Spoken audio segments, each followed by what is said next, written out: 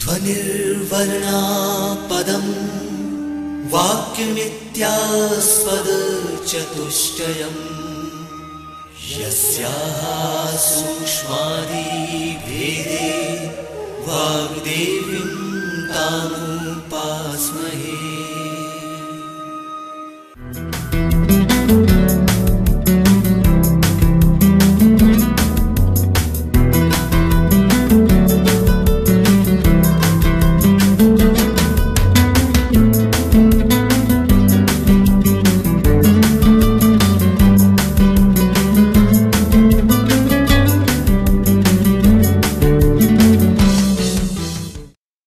मध्य प्रदेश भोज मुक्त विश्वविद्यालय का इलेक्ट्रॉनिक माध्यम निर्माण और शोध केंद्र EMPRC प्रस्तुत करता है शिक्षा शास्त्र विषय पर आधारित ध्वनि कार्यक्रम पाश्चात्य शिक्षा दर्शन में प्रयोगवाद।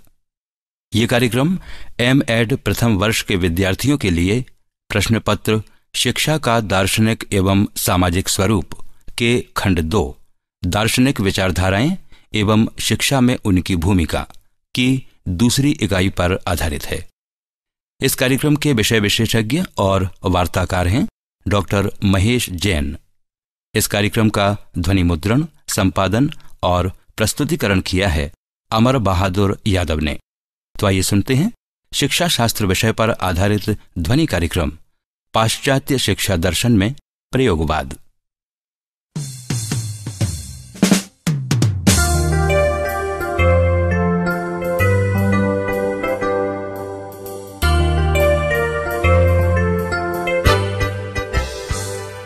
साथियों, आज हम प्रयोजनवाद अथवा प्रयोगवाद के बारे में चर्चा करेंगे।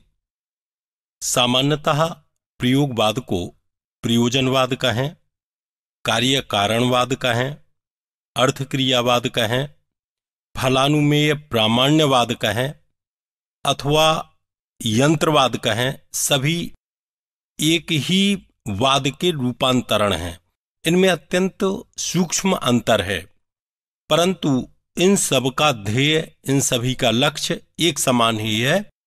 अतः इसमें भ्रमित होने की आवश्यकता नहीं है कि यदि प्रयोजनवाद की चर्चा की जाती है तो हम प्रयोगवाद पर विचार ना करें, या प्रयोगवाद की चर्चा की जाती है तब हम प्रयोजनवाद या अर्थक्रियावाद पर विचार ना करें। ये सभी पर्यायवाची यद्यपि हम नहीं कह सकते, पर समानांतर हैं और समानार्थक हैं।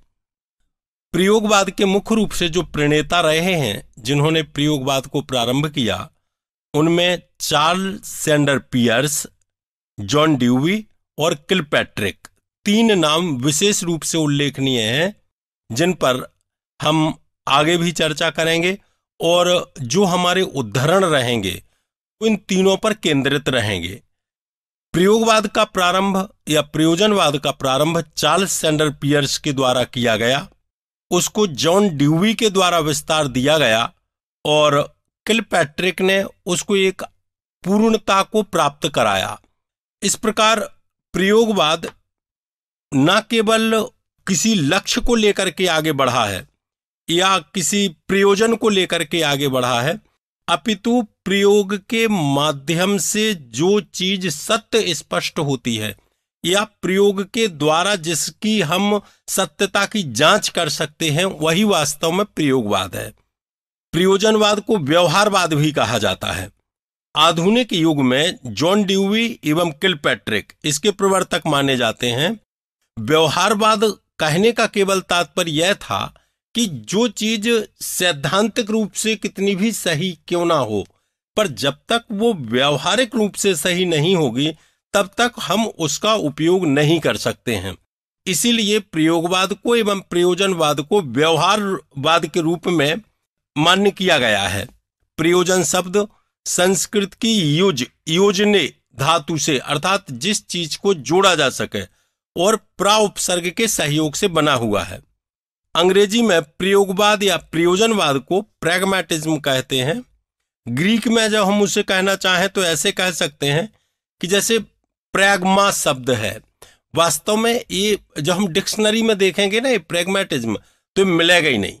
उसका मुख्य कारण ये है कि ये जो रूप है इसको विद्रूपित किया गया था चार्ल्स सैंडर पियर्स के द्वारा और विलियम जेम्स के द्वारा इन्होंने इस शब्द को एक नया शब्द प्रदान किया कि जो सामान्य रूप से पाया ही न जाए। इसे विद्रूप शब्द कहा जाता है कि ये शब्द आप खोजेंगे तो आपको मिलेगा नहीं, ताकि इसकी कोई नकल ना कर सके। उन्होंने एक इसको नया रूप प्रदान किया और इसलिए इसे प्रैग्मेटिज्म के नाम से जाना जाता है। प्रैग्मा शब्द ग्रीक का है। प्रैग्मा का अर्थ होता है a thing done, business, effective action या किया गया कार्य या व्यवसाय प्रभावपूर्ण कार्य। कहने का तात्पर्य यह है कि जो हमने कार्य किया वह प्रैग्मा है, और प्रैग्मिटोस कहलाता है प्रैक्टिकेबिलिटी यानी व्यवहारिकता। जब हम किसी चीज के लिए उपयोग में लाते हैं, जो चीज जितनी उपयोगी होगी, चाहे वो शैक्षिक सिद्धांत हो, चाहे मनोवैज्ञानिक सिद्धांत हो, चाहे हमारे सामान्य सिद्धांत हो, जितने व्यवहारिक होंगे उतने ही उपयोगी होंगे। इसी भूमि पर प्रयोगवाद या प्रयोजनवाद की अवधारणा मान्य की गई है। प्रयोगवाद की परिभाषा देते हुए जेम्स बी प्रेट, जो आधुनिक शिक्षाविद हैं और पाश्चात्य दर्शन में उन्होंने अत्यधिक कार्य किया है प्रयोगवाद और प्रयोजनवाद को लेकर के, जेम्स बी प्रेट लिखते हैं, प्रयोजनवाद हमें अर्थ का सिद्धांत, सत्य का सिद्धांत, ज्ञान का सिद्धांत तथा वास्तविकता का सिद्धांत देता है। चार चीजें हमें प्रयोगवाद में ध्यान रखना है कि प्रयोगवाद का सिद्धांत हमें कितनी चीजें उपलब्ध करा रहा है। सत्य का सिद्धांत, ज्ञान का सिद्धांत, वास्तविकता का सिद्धांत और अर्थ का सिद्धांत।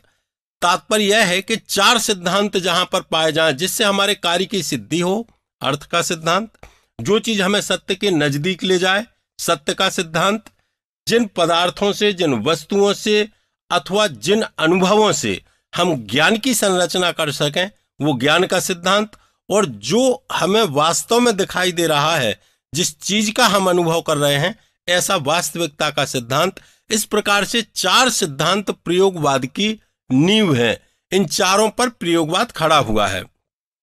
इसी को विस्तार देते हुए पाश्चात्य शिक्षाविद रॉबर्ट जे एस रॉस ने लिखा है, प्रयोगवाद आवश्यक रूप से एक मानवतावादी दर्शन है जो जानता है कि मानव क्रिया को करते हुए अपने मूल्यों का निर्माण स्वयं करता है, कि वास्तविकता अभी निर्माण की अवस्था में है तथा अपने स्वरूप का कुछ भाग भविष्य के लिए छोड़ देती है, कि हमारे सत्य मानव निर्मित वस्तुएं हैं। यहां एक चीज मैं आपको स्पष्ट करना चाहूंगा कि सामान्यता आदर्शवाद में और यथार्थवाद में, यहां तक कि प्रकृतिवाद में भी, जो हम अवधारणा प्रस्तुत करते हैं उस अवधारणा को अंतिम सत्य मान लिया जाता है। प्रयोगवाद ऐसा दर्शन है जो ये कहता है कि कोई वस्तु अंतिम सत्य हो ही नहीं सकती, अभी उसमें सत्यता के पास जाने की गुंजाइश है। अंतिम रूप से यदि हम सत्य कह देंगे तो आगे की हमारी खोज ही बंद हो जाएगी कि ये तो ऐसा ही है। आज मान लीजिए हमने किसी चीज के लिए कहा कि ऐसा करना गलत है, पर जब कोई परिस्थिति बनती है तो परिस्थिति के अनुरूप सत्य का स्वरूप बदल जाता है। मान लीजिए कोई आपके घर के सामने से या आपके सामने से एक हिरण निकलता है और एक शिकारी जब बाद में आकर के आपसे पूछता है कि यहां से कोई हिरण निकला। अब वास्तविकता तो यह है कि सत्य उस समय यह कहना चाह रहा है कि आपने देखा है और निकला है, पर आपकी भावना यह है कि यदि हम ये कहते हैं कि हाँ हिरण निकला है तो हिरण की जान खतरे में पड़ेगी और शिकारी उसे मार देगा। आप हिरण को बचाना चाहते हैं। अब आपने उसको किस तरीके से उत्तर दिया, यही एक अलग प्रश्न है। उसमें आपने भाव बचाने का ला करके कि हमने देखा नहीं है या हमें जानकारी नहीं है या मैं उस समय नहीं आया था, तो वास्तविकता तो यह है कि झूठ है। सत्य तो यह था कि आपके सामने से निकला, पर आप यदि सत्य बोलते तो एक जीव हिंसा हो सकती थी, इसलिए आपने उस चीज के लिए अंतिम सत्य ना मानते हुए उसको दूसरे ढंग से अभिव्यक्त कर दिया। कहने का तात्पर्य यह है कि शिक्षा में भी उनका मानना है कि शिक्षा में भी हम अंतिम रूप से किसी चीज को ये नहीं कह सकते कि यही शिक्षा है। शिक्षा में निरंतर परिवर्तन होते रहते हैं। शिक्षा का जो स्वरूप पहले था, हम पहले चाहते थे कि आत्मोन्नति हम प्राप्त करें, हम अपनी आत्मा का ज्ञान प्राप्त करें, यहां तक शिक्षा के उद्देश्य सीमित थे। पर आज यदि हम कहते हैं कि हमारा उद्देश्य आत्मोन्नति करना है, तब भी हमें ऐसे लगता है कि केवल आत्मोन्नति से काम नहीं चलेगा। हमारे हाथ में जब तक काम नहीं है, जब तक रोजगार नहीं है, तब तक शिक्षा किसी काम की नहीं है। तो अब हम शिक्षा को आत्मोन्नति से बढ़ा करके रोजगार की तरफ लेकर के आ गए। भविष्य में किस रूप में हमें आवश्यकता होगी शिक्षा की, हमें शिक्षा के उद्देश्य पुनः निर्धारित करना होंगे। इसलिए प्रयोगवाद ये कहता है कि कोई भी सत्य अंतिम सत्य नहीं हो सकता है, उस पर निरंतर खोज की, शोध की आवश्यकता बनी रहती है। प्रयोगवाद को हम 4 प्रकार से देख सकते हैं: मानवतावादी प्रयोगवाद, प्रयोजनवादी प्रयोगवाद, नामरूपवादी प्रयोगवाद और जीव विज्ञानी प्रयोगवाद। मानवतावादी प्रयोगवाद होता है जो मानव की आकांक्षाओं को पूर्ण करे। प्रयोजनवादी जो होता है, जो बात ठीक कार्य करती है, जिसमें हमारा प्रयोजन निहित है, वही सत्य है। नामरूपवादी के अंतर्गत इसमें किसी भी वस्तु के नाम के आधार पर उसका परिचयात्मक ज्ञान कराया जाता है। और जीव विज्ञानी प्रयोगवाद में, जिसके कि प्रवर्तक जॉन ड्यूवी माने जाते हैं, इसको आपको उल्लेख भी करना होगा, जीव विज्ञानी प्रयोगवाद या जीव विज्ञानी प्रयोजनवाद, इसके प्रवर्तक जॉन ड्यूवी हैं। और इस प्रयोगवाद या प्रयोजनवाद की जांच मानव को अपने वातावरण से अनुकूलन करने की विचार प्रक्रिया से की जाती है। तात्पर्य यह है कि हमारा प्रयोजन वातावरण से अनुकूलन करने की प्रक्रिया होना चाहिए। हम जिस परिस्थिति में हैं, उस परिस्थिति में, या आप ऐसा कह सकते हैं कि बच्चा जिस स्थिति में है, समाज के साथ में वो कितना अनुकूलन कर पा रहा है, उसके परिवेश के साथ में कितना उसका अनुकूलन हुआ है, यही वास्तव में प्रयोजनवाद का मुख्य लक्ष्य है। प्रयोजनवाद की जो मुख्य विशेषताएं हैं, उनके अंतर्गत यह हमें मान सकते हैं कि एक तो यह नवीन विचारधारा है। इसका जो सामान्य रूप से प्रश्न बनता है, उसमें प्रायः ये पूछा जाता है कि प्रयोजनवाद अथवा प्रयोगवाद की प्रमुख विशेषताओं का उल्लेख कीजिए। वहां आपको स्पष्ट करना होगा कि प्रयोजनवाद और प्रयोगवाद समानांतर रूप से प्रयोग किए जाते हैं। इसे अर्थक्रियावाद, कारणवाद, अनुभववाद, फलानुमेय प्रामाण्यवाद इत्यादि नामों से भी जाना जाता है। इसके मुख्य रूप से जो प्रवर्तक रहे हैं वो जॉन ड्यूवी रहे हैं। और जॉन ड्यूवी के बाद में किलपैट्रिक आए। उन्होंने प्रयोगों के माध्यम से जिन चीजों की सत्यता सिद्ध की जा सकती है, उसे प्रयोगवाद का नाम दिया। और इसकी विशेषताएं बताते हुए आपको उल्लेख करना है कि प्रयोगवाद एक नवीन विचारधारा है, यह छात्रोपयोगी है, अनुभव पर विशेष बल देते हैं। तात्पर्य यह है कि जो हमारे एक्सपीरियंस हैं, जो हमारे अनुभव हैं, वही वास्तव में शिक्षा है। तो प्रयोगवाद में अनुभवों पर बल दिया गया है। सामाजिक कुशलता का सिद्धांत स्वीकृत किया जाता है। जितनी व्यक्ति में सामाजिक कुशलता होगी, शिक्षा का स्तर उसका उतना ही सर्वाधिक होगा। प्राच्य परंपराओं का विरोध इसमें किया गया है। प्राच्य परंपराओं से तात्पर्य यह है कि जिनके लिए हमने सत्य मान करके रखा है, या जिन्हें हमें कहते हैं कि यही अंतिम सत्य है, ऐसी परंपराओं के लिए प्रयोगवाद या प्रयोजनवाद में उपेक्षा की गई है। इसकी शिक्षण विधियां सामान्यतः प्रयोगवादी हैं, जिन्हें प्रोजेक्ट प्रणाली के माध्यम से हम व्यक्त करते हैं। जनतंत्रात्मक शिक्षा प्रयोजनवाद का या प्रयोगवाद का मुख्य लक्षण है। शिक्षा हमेशा जनतंत्रात्मक होनी चाहिए। जनतंत्रात्मक से तात्पर्य है कि सभी को शिक्षा प्राप्त करने के समान अवसर प्राप्त हों। विद्यालय एवं समाज में एक रूपता अत्यंत आवश्यक है। प्रयोगवाद ये कहता है कि जब तक विद्यालय का वातावरण अलग होगा और समाज का वातावरण अलग होगा, तब तक शिक्षा सही ढंग से अपना कार्य नहीं करेगी। जब तक दोनों में हम एक रूपता लेकर के नहीं आएंगे, तब तक हम प्रयोगवाद की सिद्धि नहीं कर पाएंगे। इसलिए विद्यालय का जो वातावरण हो वो समाज की परिस्थितियों के अनुरूप होना चाहिए। इसके बाद एक विशेषता जो प्रयोगवाद की सबसे महत्वपूर्ण है वह है क्रिया प्रधान शिक्षण। माने शिक्षण देते समय केवल सैद्धांतिक बातें नहीं आनी चाहिए।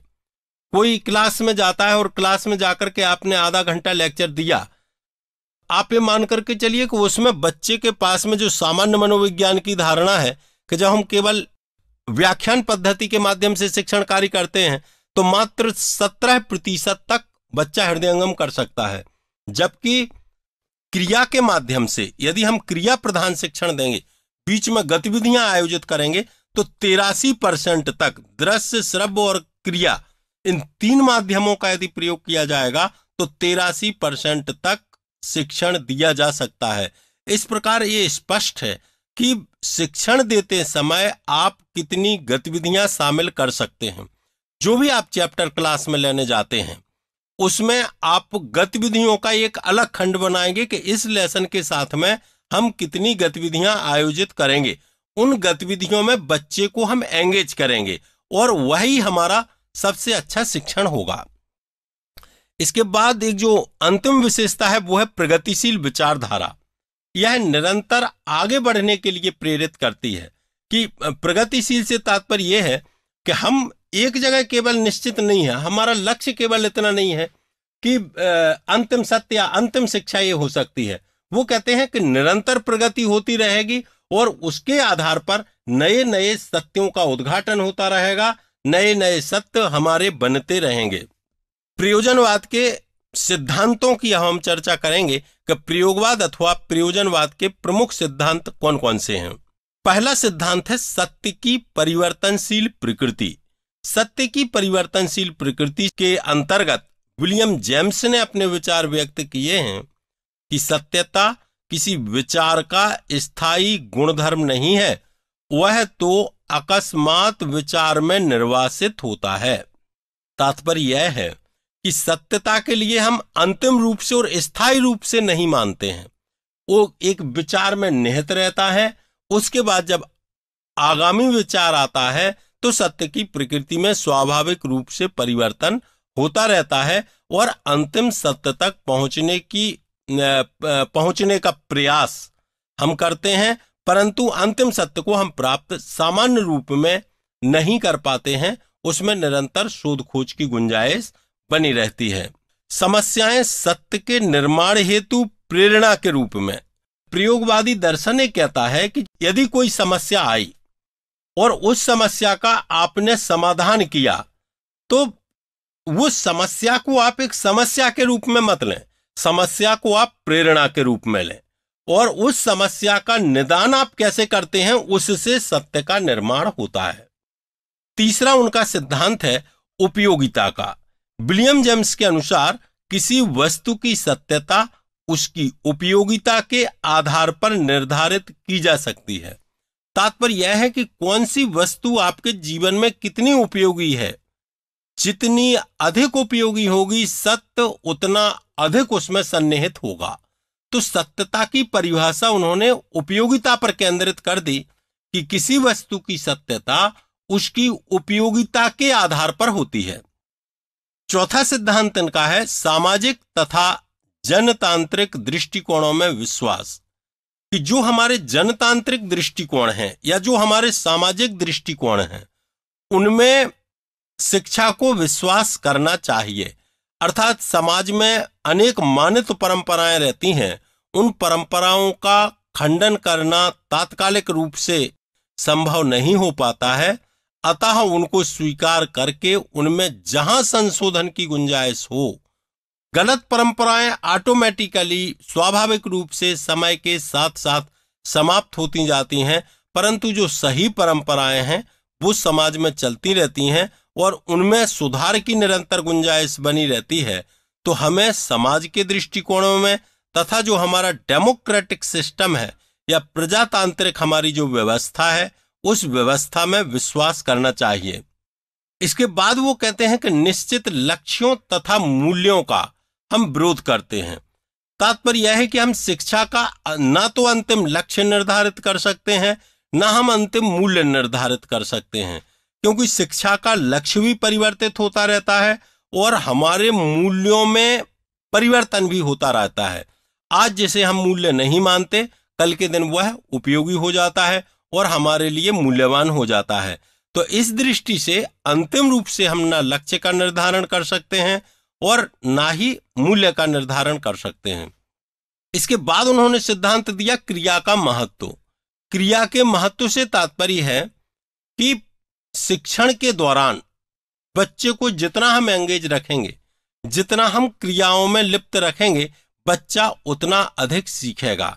अतः हमारा प्रयास होना चाहिए, जो हम पुस्तक पढ़ाते हैं उसमें मान लीजिए हमने किसी सिद्धांत को पढ़ाया, अब उस सिद्धांत को सिद्ध करने के लिए आपके पास में क्या है, वो हमारी एक गतिविधि है। तो चाहे हम खेलों के माध्यम से, चाहे हम सहायक सामग्री के माध्यम से, चाहे हम फलक इत्यादि के माध्यम से, जितने माध्यम हो सकते हैं, प्रत्यक्ष शिक्षण सामग्री का यथासंभव उपयोग करना चाहिए। इसके बाद प्रयोगवाद वर्तमान तथा भविष्य में विश्वास करता, भूतकाल में वो विश्वास नहीं करता। उसका तात्पर्य यह है कि भूतकाल की घटनाएं घटित हो चुकी हैं, उनसे केवल प्रेरणा ली जा सकती है, पर उनके लिए हमें बहुत इस रूप में चलें कि वो सत्य ही हुई होगी, क्योंकि अब हमारे पास केवल उनका वर्णन उपलब्ध रहता है, उसमें कितनी सत्यता है, अतः हम उसे सत्य मान करके नहीं चल सकते हैं। उसमें प्रेरणात्मक जो चीजें हों उन्हें हम अवश्य ग्रहण कर सकते हैं। इसके बाद सामाजिक परंपराओं एवं प्रथाओं का विरोध। यहां तात्पर्य सामाजिक परंपराओं से अभी मैंने आपसे कहा था कि सामाजिक दृष्टिकोणों में विश्वास, और यहां है सामाजिक प्रथाओं का विरोध। प्रथाओं से तात्पर्य यह है कि ऐसी प्रथाएं कि जो समाज के हित के अनुकूल नहीं है, जिसमें अधिकतम लोगों का हित सन्निहित नहीं है, ऐसी प्रथाओं का विरोध प्रयोगवाद करता है। इसके बाद प्रयोगवाद बहुतत्ववाद में विश्वास करता है। किसी एक को अंतिम सत्य नहीं मानता, सत्य अनेक हो सकते हैं, उनकी प्रकृतियां अनेक हो सकती हैं। इस प्रकार वह बहुत्ववाद में विश्वास करता है। और अंतिम रूप से प्रयोगवाद ये कहता है कि वास्तविकता अभी निर्माण की अवस्था में है। तात्पर्य यह है कि हम ये नहीं कह सकते कि यह जो कार्य हुआ है ये अंतिम रूप से सत्य ही है, अभी इसका निर्माण होगा। इसलिए शिक्षा की परिभाषा देते हुए जॉन डीवी ने कहा है, शिक्षा अनुभव का पुनर्निर्माण अथवा पुनर्रचना करने वाली प्रक्रिया है, जिससे कि विवृद्ध वैयक्तिक कुशलता के माध्यम द्वारा उसे अधिक सामाजिक मूल्य प्राप्त होता है। तात्पर्य यह है कि शिक्षा किसी विशेष अवस्था में प्राप्त नहीं की जाती, अपितु जब से व्यक्ति अनुभव करना आरंभ करता है और जब तक वह अनुभव करने की क्षमता रखता है तब तक चलती रहती है। इसलिए ड्यूवी ने हमेशा अनुभव को ही प्राथमिकता दी है। मैं आपको एक छोटा सा उदाहरण देता हूं। आपने कभी पाश्चात्य कहानियां पढ़ी हो यदि, तो पाश्चात्य कहानियों में जब भी कभी पशु पक्षियों में आपस में विवाद होता है, तो आप बता सकते हैं कि अगर मान लीजिए सारे के सारे पशु लड़े तो वो किसके पास में जाएंगे अपना न्याय करने के लिए? स्वाभाविक सा उत्तर आता है कि शेर के पास जाएंगे, क्योंकि शेर जंगल का राजा माना जाता है। पर शेर कहता है कि आपको हमारे पास आने की आवश्यकता नहीं है, आप कछुआ के पास जाइए। कछुआ के पास क्यों? तो वो उत्तर देता है कि कछुआ के पास इसलिए कि कछुआ की उम्र सर्वाधिक होती है, उसके अनुभव सर्वाधिक होते हैं, वह इस स्थिति में निर्णय ले सकता है कि क्या करना चाहिए। तात्पर्य यह है कि जिसके अनुभव जितने समृद्ध होंगे, जितने अधिक होंगे, शिक्षा उतनी ही परिपक्व होगी। शिक्षा के उद्देश्य बतलाते हुए वो कहते हैं कि प्रयोगवाद के अनुसार शिक्षा का उद्देश्य जीवन की तैयारी नहीं, अपितु वर्तमान जीवन को सुचारू रूप से जीना सिखाना है तथा वर्तमान के अनुभव की पुनर्रचना द्वारा भविष्य की समस्याओं को अधिक प्रभावी ढंग से हल करने के लिए व्यक्ति को सक्षम बनाना है। पुनः मैं शिक्षा का उद्देश्य आपको बताना चाहूंगा कि शिक्षा का उद्देश्य जीवन की तैयारी नहीं है।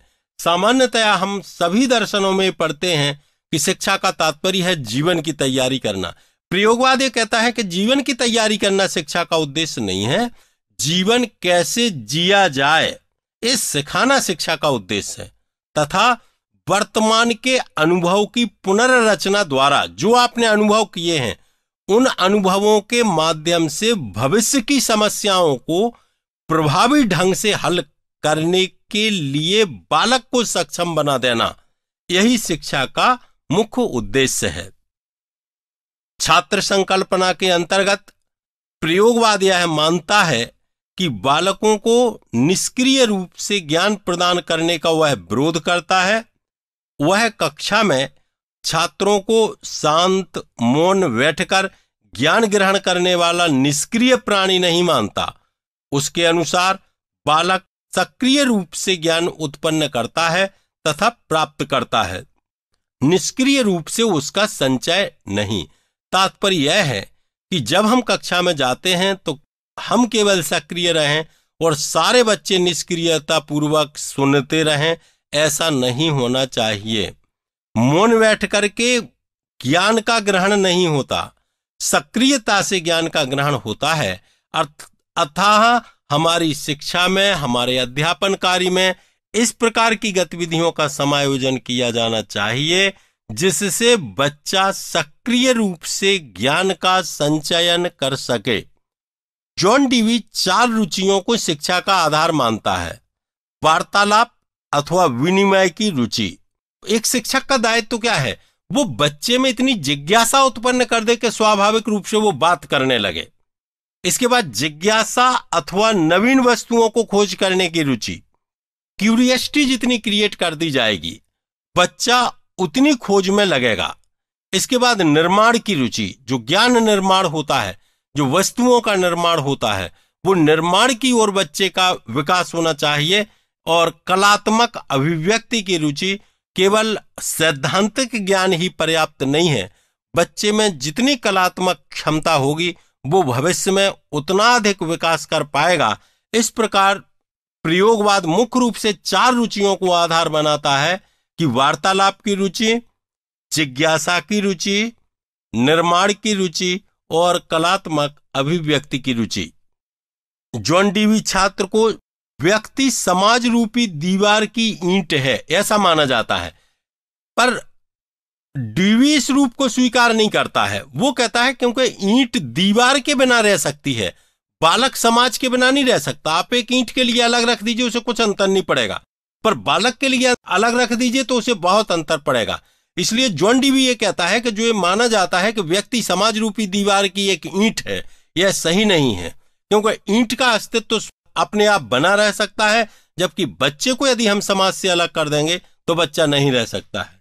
इसलिए जॉन डीवी के अनुसार बालक की वास्तविक शिक्षा तब होती है जब सामाजिक परिस्थितियों की चुनौतियों के कारण उसकी शक्तियां उद्दीप्त होती हैं। आरंभ में बालक की शक्तियां अविकसित होती हैं, उनका विकास होना प्रारंभ होता है जब वे अन्य लोगों के साथ सामाजिक संबंध कायम करते हैं। शिक्षक के संबंध में जॉन डीवी की धारणा है कि अध्यापक जॉन को लैटिन सीखने में सहायता करता है। ये बड़ा महत्वपूर्ण है, आप ध्यान से सुने इसको। देखिए, आदर्शवाद में क्या है? अध्यापक जॉन को लैटिन सीखने में सहायता करता है। आदर्शवाद में अध्यापक के लिए लैटिन का ज्ञान प्रमुख है, शिक्षार्थी जॉन नहीं। जॉन एक बच्चे का नाम है। प्रकृतिवाद में जॉन प्रमुख बन गया है कि अध्यापक जॉन को लैटिन सिखाता है। तो शिक्षक तथा लैटिन विषय दोनों ही गौण हैं, परंतु प्रयोजनवाद में लैटिन सिखाने का कार्य तो जॉन ही करता है। अध्यापक तो उन सामाजिक परिस्थितियों को आयोजित कर देता है जिनमें प्रभावी ढंग से जॉन लैटिन भाषा सीख सके। इसलिए अध्यापक के 3 प्रमुख दायित्व तो डीवी ने बतलाए हैं।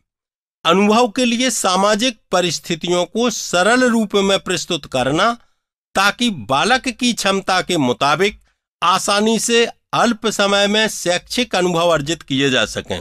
यानी सामाजिक परिस्थितियां जो भी घटित होती हैं उनको बड़े सरल ढंग से एक शिक्षक को व्यक्त करना चाहिए। वाणिज्यिक सामाजिक अनुभव कटु हो सकते हैं, अतः शिक्षक का कार्य सामाजिक अनुभवों को आदर्श तथा शैक्षिक अनुभव के रूप में प्रस्तुत करना है। यहां शिक्षक की बहुत बड़ी जिम्मेदारी है, समाज में बहुत सारे गलत कार्य होते हैं, पर उन गलत कार्यों को एक प्रेरणा के रूप में लेकर के शिक्षक को प्रस्तुत नहीं करना है। वो गलत हैं, इसलिए उनका जिक्र करना ही आवश्यक नहीं है। यदि करना भी है तो उन्हें निषेधात्मक रूप में किया जाए कि ऐसा कार्य हम लोगों को नहीं करना चाहिए, इसके ऐसे ऐसे दुष्परिणाम हो सकते हैं। और सामाजिक अनुभवों को इसलिए शिक्षक को बहुत ही संतुलित रूप में प्रस्तुत करना है। प्रयोगवादी पाठ्यक्रम के अंतर्गत एक तो प्रयोगवादी पाठ्यक्रम अनुभव केंद्रित होना चाहिए। जो अनुभवों में जो चीजें आई हैं, जो बातें आई हैं, उन्हें हमें पाठ्यक्रम में शामिल करना चाहिए। उसमें रुचिशीलता बनी रहनी चाहिए, अरुचिकर पाठ्यक्रम नहीं हो। बच्चों के क्या अनुभव हो सकते हैं, बच्चों के भी बहुत सारे ऐसे अनुभव होते हैं जिन्हें हम महसूस नहीं कर पाते, तो बच्चों के अधिकांश अनुभवों को पाठ्यक्रम में शामिल करना चाहिए। पाठ्यक्रम में गतिविधियां बहुत अधिक होनी चाहिए और पाठ्यक्रम की प्रयोजनीयता बनी रहनी चाहिए। इसलिए जॉन डीवी ने शिक्षण हेतु प्रयोग या प्रोजेक्ट विधि, ये जिसको हम समस्या समाधान विधि भी कहते हैं, उस विधि को स्वीकार किया है। उसे उसने 5 चरणों में व्यक्त किया है। एक तो समस्या की चेतना, सबसे पहले आपको समस्या समझ में आए, इसके बाद आप समस्या का विश्लेषण करें, उसका निदान कैसे किया जा सकता है आप इस पर विचार करें, इसके बाद उस निदान पर परीक्षण करें और अंत में मूल्यांकन करें। तब हम जाकर के किसी समस्या का समाधान कर सकते हैं। अनुशासन के अंतर्गत प्रयोजनवाद के अनुसार अनुशासन के 4 प्रमुख तत्व हैं। एक तो शिक्षार्थी माने बच्चा, जिसे अनुशासन में रखना है। दूसरी शिक्षण प्रक्रिया, जो अनुशासन के लिए आवश्यक है। तीसरा सामाजिक वातावरण, जिसमें अनुशासन बनाया जाता है। और चौथा अनुशासन स्वयं। फिर से ध्यान दीजिए इस पे कि एक तो बालक हुआ जिसे अनुशासन में रखना, दूसरी वो प्रक्रिया हुई शिक्षण प्रक्रिया जिससे बच्चा अनुशासन में रहेगा, तीसरा वो वातावरण हुआ सामाजिक वातावरण जिससे अनुशासन में रखा जाएगा, और चौथा अनुशासन स्वयं है जिससे उसका रुचि एवं बाह्य नियंत्रण से संभव रहता है। इसलिए जॉन डीवी विद्यालय में घर का सा वातावरण, जैसे घर में वातावरण होता है, वो कहता है कि वही वातावरण विद्यालयों में होना चाहिए। परिवारों का कोई लिखित विधान नहीं होता, फिर भी परिवार के सभी सदस्य सहज रूप से अपने अपने कर्तव्यों का निर्वहन करते हैं तथा प्रत्येक सदस्य का सामाजिक एवं नैतिक विकास होता चलता है। यदि विद्यालय में भी इसी प्रकार की पारिवारिक क्रियाओं में लगकर अध्यापन क्रियाएं आयोजित की जाएं, तो अनुशासन की समस्या स्वयं हल हो जाती है। इस प्रकार से प्रयोगवाद का मूल्यांकन करते हुए अंतिम रूप से डॉक्टर शालिग्राम त्रिपाठी के मैं शब्दों का उल्लेख करना चाहूंगा जो अत्यंत महत्वपूर्ण है कि प्रयोजनवाद या प्रयोगवाद एक ऐसी नवीन विचारधारा है जिसने शिक्षा के सभी महत्वपूर्ण तथ्यों को शिक्षा की दृष्टि से देखा है। यह व्यवहारवादी विचारधारा है जिसमें प्राचीन मान्यताओं को महत्व न दे करके क्रियाशीलता एवं अभ्यास को महत्व दिया है। इसमें शिक्षा बाल केंद्रित होती है, एक सुनिश्चित योजना के अनुसार शिक्षण व्यवस्था है। यद्यपि ये औपचारिक शिक्षा को महत्व नहीं देते, परंतु अनौपचारिक शिक्षा में ही औपचारिक लक्ष्य को पूरा करते हैं। इसमें व्यवहारिक एवं आध्यात्मिक दोनों पक्षों का योग शामिल हो जाता है। धन्यवाद।